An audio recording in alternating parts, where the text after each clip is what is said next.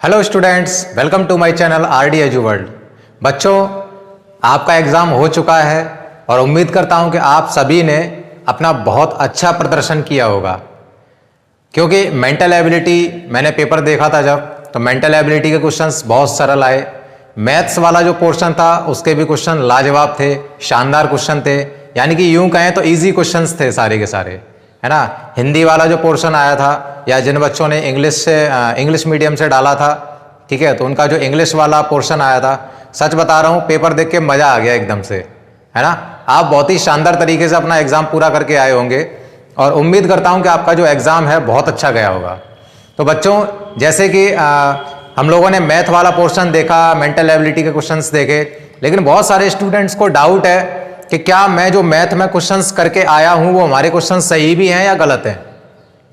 हालांकि बच्चों, इससे पहले एक वीडियो दिलीप सर ने इस चैनल पे डाल दी है, जिसमें कि आपको आंसर शीट दे दी गई है मेंटल एबिलिटी की, मैथ्स वाले पोर्शन की और जो हिंदी वाला पोर्शन है उसकी, ठीक है। उसमें आंसर शीट में उन्होंने मतलब बता दिया है कि इस क्वेश्चन का कौन सा वाला ऑप्शन सही है। लेकिन बच्चों, आज मैं मैथ वाले पोर्शन का पूरा का पूरा सॉल्यूशन लेके आया हूं, क्वेश्चन नंबर 41 से लेकर और क्वेश्चन नंबर 60 तक के सारे जो क्वेश्चन हैं वो आज मैं आपको इस पूरी वीडियो में सॉल्व करवाने वाला हूं, ताकि आपको समझ में आ जाए अच्छी तरह से कि क्वेश्चंस को कैसे किया जाना चाहिए था। ठीक है बच्चों, तो वीडियो को पूरा देखना, शुरू से लेकर अंत तक, बिना स्किप किए, बिना बीच में छोड़े, कंसंट्रेशन के साथ में। चलिए बच्चों, शुरू करते हैं आज की अपनी वीडियो बिना कुछ देर किए हुए।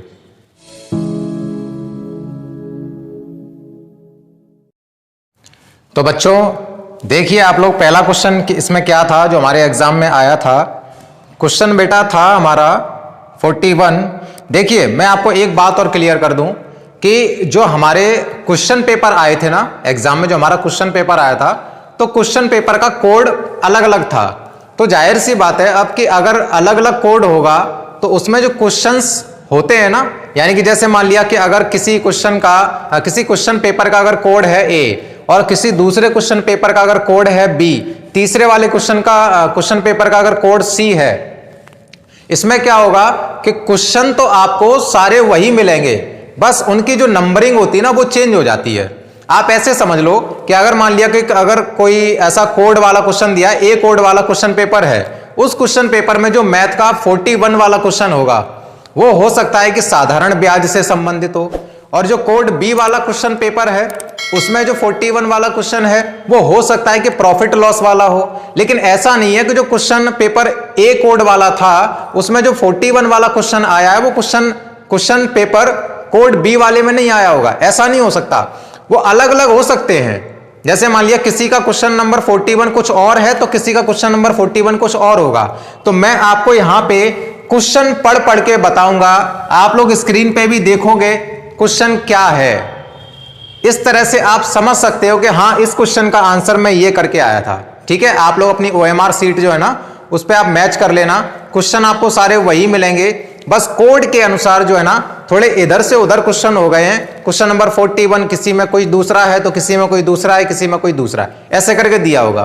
क्लियर बच्चों? चलिए हम लोग देख लेते हैं इसमें कि हमारा जो मैथ वाले पोर्शन का फर्स्ट क्वेश्चन था, ठीक है, वो क्या था। तो बच्चों देखिए, पहला क्वेश्चन, यानी कि मैं अपने पेपर को देख के डाल रहा हूं, क्वेश्चन नंबर 41। इसमें बच्चों क्या कह रहा है कि एक राशि 16 वर्ष में साधारण ब्याज से दोगुनी हो जाती है। ठीक है, एक राशि 16 वर्ष में साधारण ब्याज से दोगुनी हो जाती है, तो वार्षिक दर कितनी होगी। ठीक है, देखिए बच्चों क्या होगा, सबसे पहले हम लोग क्या करेंगे, मानेंगे, माना योग बराबर x रुपए। ठीक है, मैंने यहां पे योग को मान लिया बेटा x रुपए। ओके, तो जो राशि है ना, राशि कितनी हो रही है बेटा, राशि हो रही है 2x रुपीज, और साधारण ब्याज को हम लोग मान लेंगे, यहां पे साधारण ब्याज को मान लेंगे बेटा कितना, x रुपए मान लेंगे। क्लियर, साधारण ब्याज को x रुपए मान लेंगे। अब हम लोग जब बेटा साधारण ब्याज का फॉर्मूला लगाते हैं तो साधारण ब्याज का फॉर्मूला क्या होता है, P × R × T अपॉन 100। अब P की जगह पे कितना लिखोगे, x लिखोगे। योग मतलब ये मूलधन कितना दिया गया है, x ही दिया गया है। R की जगह पे बेटा हमको मालूम नहीं है, R हमको निकालना है, और T कितना दिया गया है, 16 वर्ष दिया है, बट्टे में 100। ये कैंसिल करोगे बेटा एक बार कट जाएगा, 100 का गुणा किया 100 हो गया, यहां 16 और r का गुणा कर देंगे तो 16r हो जाएगा। अब 16 को जब इसके नीचे भेजा जाएगा तो ये बचेगा बेटा 100/16, काट दोगे इसको 4 से काट दो, 4 चौके 16, 4 से इसको काटा तो 25 बार कटा, सही बट्टे में बदलोगे तो 4 छिक्के 24 यानी 6 सही 1/4%। क्लियर? तो आपका बेटा ये बी वाला ऑप्शन जो है ना वो सही है। चलिए बच्चों अगला क्वेश्चन देख लेते हैं हम लोग, क्वेश्चन नंबर 42 ये क्या कह रहा है। देखिए बच्चों क्वेश्चन नंबर 42 क्या है, यदि एक समकोण त्रिभुज की दो लंबवत भुजाएं 5 सेंटीमीटर तथा 12 सेंटीमीटर हैं, ठीक है, ये क्वेश्चन नंबर 42 है। एक कोई समकोण त्रिभुज दिया है, इसकी जो दोनों लंबवत भुजाएं हैं इसमें ये तो दी गई है 5 सेंटीमीटर और ये दे दी है 12 सेंटीमीटर। तो इसमें ये कह रहा है कि इस त्रिभुज का परिमाप क्या होगा। अब परिमाप निकालने के लिए हमको त्रिभुज बनाना भी तो होगा, ठीक है। ये 5 सेंटीमीटर ये 12 सेंटीमीटर है, हम लोग क्या करेंगे बेटा यहाँ पे पाइथागोरस थ्योरम लगा देंगे, पाइथागोरस थ्योरम लगाएंगे और पाइथागोरस प्रमेय से ये वाली भुजा जो है ना इसको हम निकाल सकते हैं। इसको मैंने नाम दे दिया ए बी और सी, ठीक है। तो पाइथागोरस प्रमेय क्या होती है, ये क्या होता है, कर्ण होता है ये, यानी कि हाइपोटेनस होता है। तो इसको मैंने लिखा ए सी स्क्वायर बराबर परपेंडिकुलर का स्क्वायर मतलब लंब का स्क्वायर प्लस आधार का स्क्वायर मतलब बीसी का स्क्वायर। बीसी कितना है 5 दिया तो मैंने 5 लिख दिया। अब ए सी स्क्वायर बराबर 12 का स्क्वायर करोगे बेटा 144, 5 का कर दोगे तो 25, ए सी स्क्वायर बराबर 169, स्क्वायर हटाओगे तो अंडर रूट लगा दोगे तो ये कितना आ जाएगा 169 यानी कि 13। क्लियर? ये बेटा कितना आ गया 13 आ गया, 13 सेंटीमीटर आ गया। हमसे पूछा क्या गया है, परिमाप निकालिए। तो परिमाप निकालने के लिए क्या करते हैं, ये साइड, ये वाली साइड और ये वाली साइड तीनों को जोड़ दिया जाता है। तो लिखेंगे परिमाप बराबर 12 + 5 + 13, ऐड कर दोगे तो आ जाएगा बेटा ये 30 सेंटीमीटर। क्लियर? तो 30 सेंटीमीटर यानी कि हमारा डी वाला ऑप्शन सही है। आप सभी लोग अपना अपना जो क्वेश्चन पेपर है ना वो सामने निकाल के रखो तो आपको अच्छी तरह से क्लियर हो जाएगा। चलिए बच्चों अगला क्वेश्चन देखते हैं, क्वेश्चन नंबर 43 वाला क्वेश्चन है बेटा। दिया गया है कि 154 × 18 बराबर 2772, तो 27.72 में अगर 1.8 का भाग दिया जाए तो आंसर क्या निकल के आएगा। ठीक है, हम देखिए बेटा क्या करने वाले हैं यहाँ पे कि 27.72 में हम भाग दे रहे हैं 1.8 का। यहाँ पॉइंट के बाद में 1 डिजिट है, यहाँ पॉइंट के बाद में 2 डिजिट हैं, तो यहाँ पे भी हम 2 बना ले रहे हैं 0 बना के। ठीक है, अब ये पॉइंट से पॉइंट मैंने हटा दिया तो कितना आ गया 2772/180। अगर मैं 18 से काटता हूं इसको तो 18 दाई 180, अगर 18 से इसमें हम भाग देंगे तो ये आ जाएगा बेटा 154 बार। फिर इसके बाद 10 का जब इसमें भाग दोगे तो 1 0 हटाएंगे, पीछे से 1 डिजिट पहले पॉइंट लग जाएगा, मतलब 15.4। ये हमारा फाइनल आंसर आ जाएगा। इसका मतलब हमारा जो बी वाला ऑप्शन है बेटा वो सही है एकदम। क्लियर? चलिए आगे बढ़ते हैं, अगला क्वेश्चन देखते हैं बच्चों। अगला क्वेश्चन क्या है, क्वेश्चन नंबर 44 देखिए बच्चों। क्वेश्चन नंबर 44 क्या दे रहा है, बहुत अच्छा क्वेश्चन है, सरल क्वेश्चन है। एक क्रिकेट के खिलाड़ी की 24 पारियों में रनों का औसत 28 रन है। अगर मैं रनों का योग निकालूं, टोटल रनों का योग अगर निकालूं तो क्या करूंगा बेटा, मैं 24 में 28 का गुणा कर दूंगा। क्लियर? कितना हो जाएगा 28 चौके 112, 11 हासिल, 28 दूनी 56 और 11 हो जाएगा बेटा 67। अर्थात रनों का योग कितना हो गया 672 हो गया। अब ये कह रहा है कि वह 25वीं पारी में कितने रन बनाए ताकि उसका औसत 29 हो जाए। देखो 24 पारी तक का तो योग दिया ही है पहले से, 24 पारियों का योग ये तो मैं पहले से ही दिया है। अब क्या हुआ कि 25वीं पारी और आ गई, मतलब इसको मैंने एक काम किया 25वीं पारी को x मान लिया। ठीक है, तो अब बच्चों इसका औसत कितना हो गया है 29 हो गया है। 25 पारियां हो गई, अब ये 25 तो मैंने 25 का भाग दे दिया यहाँ। 25 का जब क्रॉस मल्टीप्लाई करेंगे तो 25 निम्मा 225 हासिल हो गई कितनी 22, 25 दूनी 50, 50 और 22 हो गया बेटा 50 और 22 हो गया 72, 725 हो गया। 24 पारियों का योग यानी 24 पारियों में बने हुए रनों का योग कितना दिया है 672। तो 672 प्लस एक्स, 672 को इधर पक्षांतर करेंगे, ट्रांसपोज करेंगे तो x इज इक्वल टू 5 में से 2 घटाया 3 बचा, 72 में से अगर 67 घटा देंगे तो बच्चों ये बचेगा 12 में से 7 गए 5, अर्थात 53 रनों की आवश्यकता होगी। ठीक है, हमारा ऑप्शन डी वाला सही है। ओके बच्चों, चलिए अगला क्वेश्चन देखते हैं। Question number 45। क्वेश्चन नंबर 45 है बेटा, एक विद्यालय में 3/5 बच्चे लड़के हैं तथा लड़कियों की संख्या 800 है, लड़कों की संख्या बताइए क्या होगी। बात समझिए क्या कह रहा है ये कि एक विद्यालय में 3/5 तो लड़के हैं, ठीक है, लड़के कितने दिए हैं बेटा 3/5, तो लड़कियां कितनी हो जाएंगी,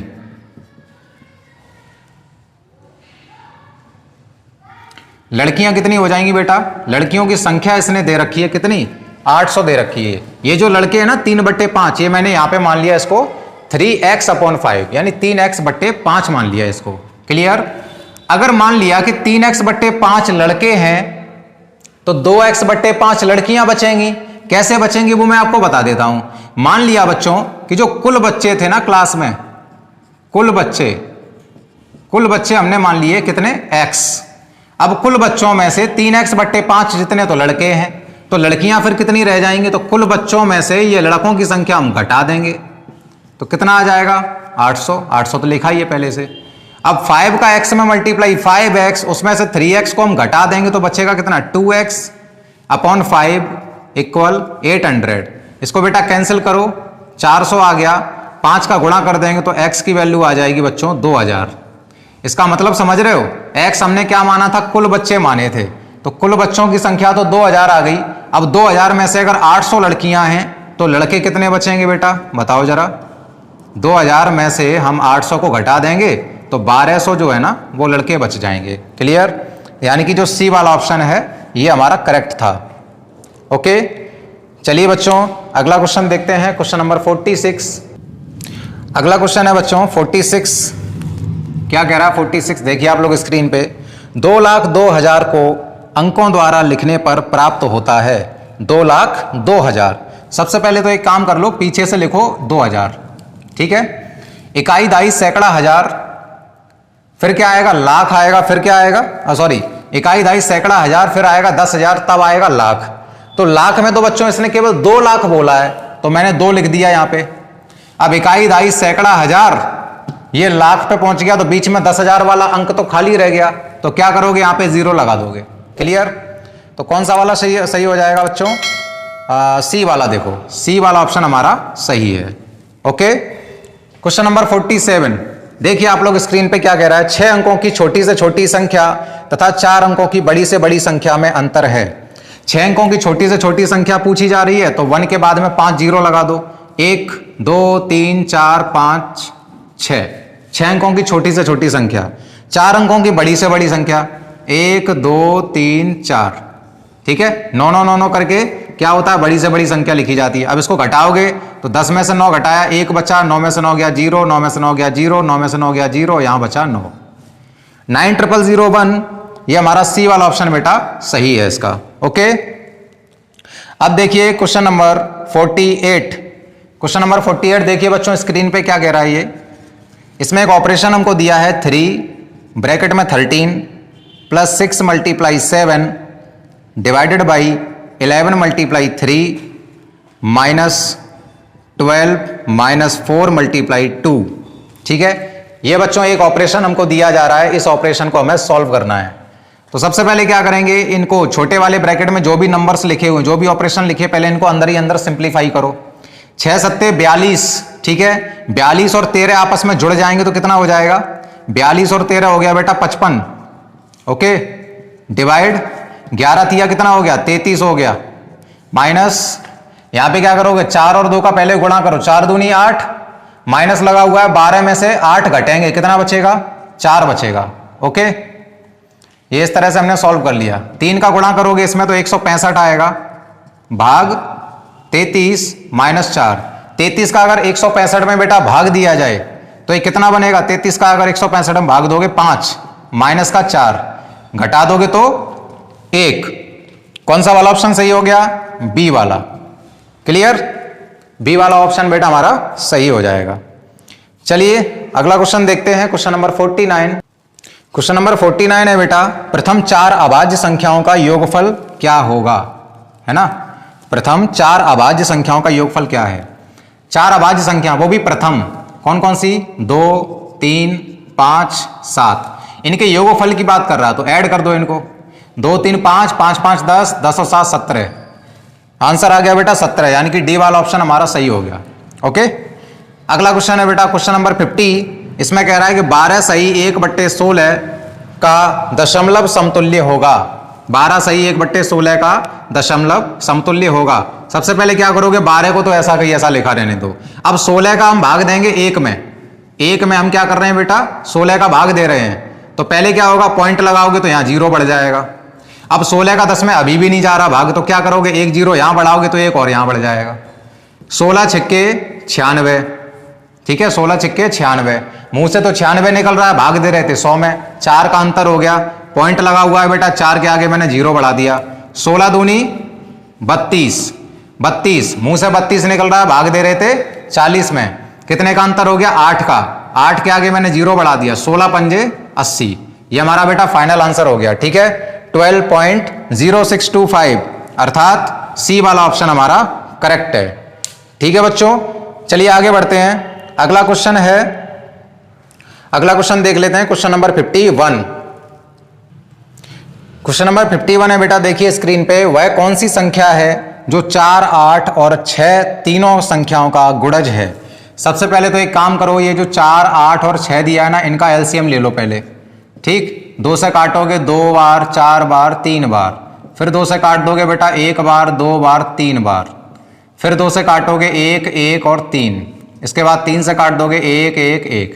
3 दूनी 6, 6 दूनी 12, 12 दूनी 24। कितना आ गया बेटा? 24 आ गया। अब हम लोग क्या करेंगे? 24 का भाग देंगे एक एक करके। ये जो संख्याएं हमको दी जा रही है ना, 396, 664, 696, 54, 32, है ना, ये संख्याएं जो हमें दी गई हैं ऑप्शन में, इन सभी संख्याओं में हम एक एक करके भाग देखेंगे कि 24 से कौन सी संख्या जो है ना वो कट सकती है। क्लियर? पूरी तरह से 24 का पहले बेटा हम देते हैं 396 में भाग। ओके, देखिए 396 में अगर हम भाग देंगे तो 24 एकम 24, ये बचेगा कितना? 15 बचेगा। 24 छिक्के 144, माइनस करोगे तो 12 बच रहा है, यानी कि रिमाइंडर 0 नहीं आ रहा। इसका मतलब पहला वाला ऑप्शन तो हो ही नहीं सकता। दूसरा ऑप्शन है बेटा 664, 664। इसमें मैं 12 का अगर डिवाइड करता हूं, देखता हूं कटेगा या नहीं कटेगा। सॉरी 24 का, 12 का नहीं 24 का। 24 दूनी 48, 24 थी या 72, तो 24 दूनी 48। माइनस करोगे बेटा 16 में से 8 गया, 8 बचा, 5 में से 4 गया, 1 बचा। ठीक है, 24 छिक्के 144 और 24 सत्ते 168, 24 सत्ते 168। माइनस करोगे 14 में से 8 घटाएंगे 6 बचेगा, यहाँ रह गया 17, 17 में 16 गया, 1 बचा। इसमें भी बेटा रिमाइंडर बच रहा है। तो क्या करेंगे? आगे बढ़ते हैं, देखते हैं एक संख्या और लेते हैं 24 का, उसमें भाग देके देखेंगे 696 में क्या लगता है, ये कटेगा? चलो देख लेते हैं, मालूम पड़ जाएगा। 24 एकम 24, 24 दूनी 48, 2 बार कटा ये, 24 दूनी 48 घटाया हमने तो ये कितना बचा? और 24 निम्मा 216। बच्चों ये कट गया हमारा, रिमाइंडर 0 आ गया। इसका मतलब 696 हमारा आंसर सही होगा, यानी कि 51 का सी वाला ऑप्शन सही है। क्लियर? समझ में आ गया ना? पहले 4, 8, 6 का एलसीएम निकलेगा, एलसीएम जो भी निकल के आएगा उसका एक एक करके भाग देके देखेंगे। भाग में अगर रिमाइंडर में 0 बच जाए तो वही संख्या इसका करेक्ट आंसर होगी। क्लियर बच्चों? चलिए आगे बढ़ते हैं। अब हम लोग अगला क्वेश्चन देख लेते हैं, क्वेश्चन नंबर 52 क्या कह रहा है ये। नेक्स्ट क्वेश्चन है बेटा, देखिए, वह बड़ी से बड़ी संख्या, वह बड़ी से बड़ी संख्या जो 270 तथा 426 को भाग करने पर प्रत्येक अवस्था में 6 शेषफल देती है। 4 ऑप्शन दिए हैं बेटा, 12, 22, 30 और 36। ठीक है, तो सबसे पहले एक काम करते हैं, 12 का हम लोग भाग देके देखते हैं 270 में और 426 में। ठीक है, दोनों में करके देख लेते हैं क्या आंसर हमारा नीचे रिमाइंडर में 6 बचता है या नहीं बचता। अगर इसी से बच जाता तो यही हमारा आंसर हो जाएगा। ठीक है, 12 दूनी 24, माइनस किया 3 बचा, कैरी किया 0, 12 दूनी 24, 6 बच गया बेटा ये। ठीक है, रिमाइंडर में 6 ही तो बचना चाहिए था क्वेश्चन के अनुसार, तो चलो इससे तो बच गया, इसमें भी देख लेते हैं। 12 तिया 36, ये बचा बेटा 6, कैरी कर लिया 6, 12 पंजे 60, माइनस करोगे 6 बच गया। इसका मतलब 12 ही वो नंबर है जो कि 270 में या 426 में भाग दिए जाने पर रिमाइंडर 6 लेके आता है। क्लियर, तो हमारा ए वाला ऑप्शन बेटा सही हो जाएगा। ओके, अब देखिए क्वेश्चन नंबर 53, आप लोग स्क्रीन पे देखिए क्वेश्चन नंबर 53। ये कह रहा है कि 7.7, 7.07, 7.07, 7.007 और 77.0077, इनका योगफल निकालना है, यानी ऐड करना है इसको। तो ये 7 का 7 रहेगा, 7 7 14 हो गया, 1 हासिल हो गई, 7 और 1 8 हो गया, ये 7 का 7 रहेगा, 7 चौके 28, 2 हासिल और ये 9। 98.7847, 98.7847, option B is correct. Okay, option B जो है ना वो करेक्ट हो जाएगा। ठीक है, अगला क्वेश्चन है बेटा क्वेश्चन नंबर 54। क्वेश्चन नंबर 54 दिया है कि 3.003 मल्टीप्लाई 15 प्लस 0.0123 प्लस 5.002575 को सरल करने पर मान आता है लगभग। लगभग कह रहा है तो इसका मतलब यह हुआ कि या तो 48 के लगभग कोई आंसर होगा, या 49 के लगभग होगा, 50 के लगभग होगा, या फिर 51 के लगभग होगा। लगभग का मतलब हो गया पॉइंट के बाद में, पॉइंट से पहले वाला हमको आंसर देखना है। ठीक है, पॉइंट के बाद क्या चल रहा है कोई मतलब नहीं है, बस पॉइंट के पहले वाला आ जाए, बढ़िया। 15 तिया 45, 0 15 तिया 45। ठीक है बेटा, इसका मैंने गुणा कर दिया, ये लिख दिया। उसके बाद मैं ये नीचे नंबर सब लिख ले रहा हूं इसी के नीचे जोड़ने के लिए। तो 0.0123। ओके, इसके बाद इसको रखेंगे यहाँ पे, तो ये हो जाएगा 5.002575। क्लियर, ये बचा 75, 3 और 5 8 हो गया, 5 2 7 2 9 हो गया, 4 और 1 5 हो गया, 0 हो गया, पॉइंट 45 और 5 हो गया 50। पॉइंट के पहले वाला आंसर बेटा हमको देखना है, तो पॉइंट के पहले क्या आ रहा है 50 आ रहा है, इसका मतलब सी वाला ऑप्शन हमारा सही हो गया। ओके, चलिए बच्चों देखते हैं अगला क्वेश्चन क्या कह रहा है। अगला क्वेश्चन देखिए, अगला क्वेश्चन क्वेश्चन नंबर 55। अच्छा क्वेश्चन है ये। एक रेलगाड़ी दिल्ली से 8:15 AM पर चलती है, मतलब सुबह 8:15 बजे चलती है, तथा अजमेर 2:30 पर दोपहर में पहुंच जाती है। रेलगाड़ी द्वारा दिल्ली से अजमेर पहुंचने में लगा समय है। सबसे पहले तो एक काम करो कि यहाँ पे क्या दे रहा है, 8:15 पे चली है और कब पहुंची है, वो 2:30 बजे पहुंची है। ठीक है, तो हम पहले ये समय जोड़ लेते हैं, 8:15 से लेकर और 2:15 तक कितने घंटे हो गए ये, 9:15, 10:15, 11:15, 12:15, ठीक है, 1:15, 5 घंटे ये हो गए, और उसके बाद में 2:15। ठीक है, तो कुल मिला के बेटा 5 घंटे ये और 1 घंटा ये, कुल मिला के 6 घंटे हो गए कि नहीं हो गए। 8:15 से लेकर 2:15 तक 6 घंटे हो गए, और 30 में से हमने क्या किया था, 15 मिनट तो ले लिए थे, 15 मिनट अभी बचे हुए हैं। तो इसका मतलब बेटा ये हुआ कि 6 घंटे और 15 मिनट का समय लगा था अजमेर से दिल्ली पहुंचने में। ओके, सॉरी, दिल्ली से अजमेर पहुंचने में उस रेलगाड़ी को जो है ना 6 घंटे 15 मिनट का समय लगा है। इसका मतलब बी वाला ऑप्शन हमारा सही है। क्लियर, बी ऑप्शन हमारा बेटा करेक्ट हो जाएगा। चलिए बच्चों अगला क्वेश्चन देख लेते हैं। अगला क्वेश्चन है बेटा क्वेश्चन नंबर 56। देखिए आप लोग स्क्रीन पे, क्वेश्चन नंबर 56 है। एक मैच कुल आधा घंटा चलता है, आधा घंटा मतलब 30 मिनट चलता है। ओके, 30 मिनट कोई मैच चलता है। मैच के समय का 1/10 भाग टाइम आउट के लिए दिया जाता है। 30 मिनट का अगर 1/10 निकालोगे तो बच्चों कितना निकलेगा, ये 10 तिया 30 अर्थात 3 मिनट निकलेगा। 3 मिनट जो है ना वो टाइम आउट के लिए मिलते हैं। ओके, यह टाइम आउट कितने मिनट का होता है, अरे भैया 3 मिनट का ही होगा। ये लो आंसर आ गया अपना, बी ऑप्शन सही है। ठीक है, चलिए अगला क्वेश्चन देखते हैं, क्वेश्चन नंबर 57। ये क्या कह रहा है कि x/25 बराबर 196/x हो तो x का मान कितना होगा। बच्चों मल्टीप्लाई कर दो, क्रॉस मल्टीप्लाई, x का x में और 25 का 196 में। x का x में किया तो एक एक्स स्क्वायर बन गया, और ये हो जाएगा बेटा 25 गुणा 196। ओके, स्क्वायर हटाओगे तो रूट लग जाएगा, ये इस तरह से 25 का स्क्वायर रूट 5, 196 का स्क्वायर रूट 14, 14 पंजे 70। तो बेटा हमारा आंसर कितना आ गया? 70 आ गया। x की वैल्यू 70 आ गई, इसका मतलब बी वाला ऑप्शन हमारा सही है। ओके, बी ऑप्शन बेटा हमारा सही हो जाएगा। चलिए बच्चों अगला क्वेश्चन देखते हैं। नेक्स्ट क्वेश्चन है बेटा, एक वस्तु 7500 रुपए में खरीदी जाती है, यानी 7500 रुपए में खरीदी जाती है और 8400 रुपए में बेची जाती है। मतलब जो सीपी दिया है वो कितना दिया है? 7500, और जो बेचने वाला मूल्य है यानी कि विक्रय मूल्य एसपी वो दिया जा रहा है 8400 रुपए। तो उसका लाभ प्रतिशत बताइए क्या होगा? लाभ प्रतिशत अर्थात प्रॉफिट परसेंट निकालना, तो profit percent equal P upon CP multiply 100 और परसेंटेज। अच्छा, प्रॉफिट निकालना तो इसका मतलब जितने में बेची गई है और जितने में खरीदी गई है, तो बेचने वाले मूल्य में से खरीदने वाले मूल्य को घटा दो। 8400 में से अगर हम 7500 को माइनस करेंगे, 8400 में से अगर 7500 माइनस करेंगे तो हमें प्रॉफिट मिल जाएगा कि नहीं मिल जाएगा? सीपी कितना दिया है? 7500 दिया है, मैंने यहाँ 7500 लिख लिया, गुणा 100 और परसेंटेज।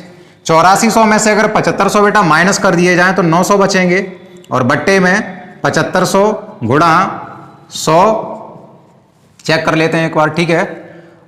14 में से 5 गया 9 और डबल जीरो का डबल जीरो, ओके सही है। इसके बाद 2 जीरो से 2 जीरो बेटा मैंने काट दिए, क्लियर। काट दो इसको, 15 से काट दो, 15 पंजे 75, 15 से जो इसको अगर काटा जाएगा तो 15 छिक्के 90, 1 0, 5 से इसको काटेंगे बेटा 12, इसका मतलब 12% हमारा आंसर आ जाएगा। 12% का मतलब जो हमारा सी ऑप्शन है ना, सी ऑप्शन हमारा सही होगा। ओके, चलिए बच्चों अगला क्वेश्चन देख लेते हैं। अगला क्वेश्चन क्या है बच्चों? लास्ट क्वेश्चन हमारा है, देखिए आप लोग स्क्रीन पे क्या कह रहा है ये क्वेश्चन नंबर है 60। निम्नलिखित व्यंजक का पूर्ण संख्या में निकटतम मान ज्ञात कीजिए, ठीक है। 349 मल्टीप्लाई 51 प्लस 632 डिवाइडेड बाई 31, ठीक है बेटा। ऐसे करके हमें ये क्वेश्चन दिया है, हमको करना क्या है, जो हमारा आंसर निकल के आएगा उस आंसर को हमें ये देखना कि ये जो हमें 4 ऑप्शन दिए जा रहे हैं, इन चारों ऑप्शन में से किसके पास में ये हमारा आंसर निकलता है, ठीक है। तो सबसे पहले हम लोग क्या करेंगे कि 51 का 349 में हम लोग मल्टीप्लाई करेंगे। तो 51 का जब 349 में मल्टीप्लाई होगा तो ये आ जाएगा 17749, ठीक है। प्लस इसके बाद में जब 31 का 632 में हम डिवाइड करेंगे तो आ जाएगा बच्चों 20.38। 31 का जब 632 में हमने डिवाइड किया तो 20.38 आया, क्लियर। अब हम लोग क्या करेंगे, इसको ऐड कर लेंगे। तो ऐड करने पर पॉइंट के बाद वाला जो नंबर है वो हमने एज इट इज रखा। अब 9 को जब 0 में ऐड किया गया तो बेटा आ गया 9, 9 में 2 को ऐड करेंगे तो 9 और 2 11, 1 कैरी हो जाएगा।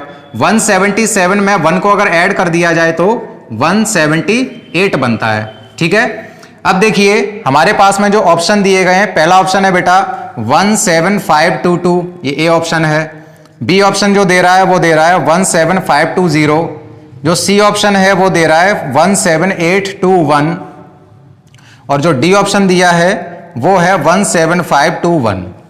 अब आप लोग जरा ये देखो कि जो हमारा आंसर आया है निकल के, ये आंसर इन चारों में से किसके करीब है? क्या इसके करीब है? नहीं है, क्योंकि यहां पे कितना लिखा हुआ है बेटा 175, यानी कि आगे के अगर हम 3 डिजिट देख के चले ना तो इसमें 175 आ रहा है, इसमें भी 175 आ रहा है, और इसमें भी 175 आ रहा है, और इसमें कितना आ रहा है 178 आ रहा है। यहां पे भी अपने आंसर में देखें तो आगे के 3 डिजिट 178 मिल रहे हैं कि नहीं मिल रहे। तो इसका मतलब ये हुआ कि ये जो हमारा आंसर निकल के आया है इसका निकटतम मान क्या होगा? सी वाला ऑप्शन सही होगा, 17821, ठीक है बच्चों। तो ये हमने आज देखा कि जो हमारे एग्जाम में जो क्वेश्चन पेपर आया था, मैथ वाला पोर्शन था, बहुत ही आसान था ये, ठीक है। और मैंने आपको सारे के सारे क्वेश्चन इसके सॉल्व करवा दिए हैं बच्चों। अब जैसा कि मैंने अभी आपको ये पेपर सॉल्व करवाया है, इसी के जैसे मैं और भी बहुत सारे वीडियोस जो है ना लगातार लेके आता रहूंगा। हालांकि कुछ इंपॉर्टेंट क्वेश्चंस भी आप लोगों को मैं बताऊंगा, कुछ ट्रिक्स से क्वेश्चन को कैसे निकाला जाता है कुछ ही सेकंडों में, वो सारे के सारे ट्रिक्स वाले क्वेश्चन भी मैं आपको करवाऊंगा।